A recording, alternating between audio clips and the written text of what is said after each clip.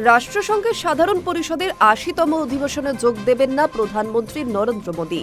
তার পরিবর্তে বিদেশমন্ত্রী এস জয়শঙ্কর ভাষণ দেবেন।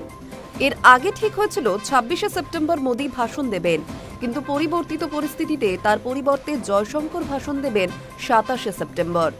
জুলাই মাসে প্রকাশিত তালিকায় জানা গিয়েছিল চীন, পাকিস্তান, বাংলাদেশের প্রশাসনিক প্রধানদের সঙ্গে ২৩ থেকে ২৯ সেপ্টেম্বর পর্যন্ত অনুষ্ঠিত হতে চলা রাষ্ট্রসংঘের সাধারণ পরিষদে যোগ দেবেন মোদীও। কিন্তু এবার জানা গেল মোদীর পরিবর্তন হিসেবে জয়শঙ্করের কথা।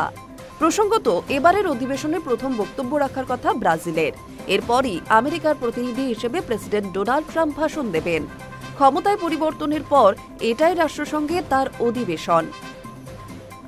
বলে রাখা ভালো, নিউ ইয়র্কে হতে চলা এই অধিবেশনে ট্রাম্প কি বলবেন সেদিকে কড়া নজর থাকবে নয়াদিল্লির। সাম্প্রতিক অতীতে শুল্ক যুদ্ধের আবহে ট্রাম্পের নানা বক্তব্যে দুই দেশের সম্পর্কের বিবিধ টানাপোড়েন সামনে এসেছে।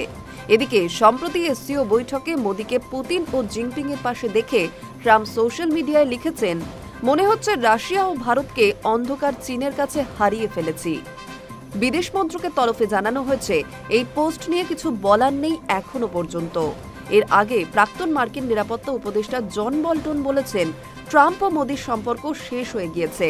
এবার ফের ট্রাম্পকে ভারতের সঙ্গে সম্পর্ক নিয়ে মুখ খুলতে দেখা গিয়েছে। পরে ট্রাম্প ব্যাখ্যা করে বলেছেন, তার এই ধরনের মন্তব্যের নেপথ্যে রয়েছে তার হতাশা। এবার রাষ্ট্রসংঘে তিনি কি বলেন এবং ভারতের তরফেও সেই প্রসঙ্গে কিছু বলা হয় কিনা সেদিকেই নজর থাকবে ওয়াকিবহাল মহলের। Hi News network.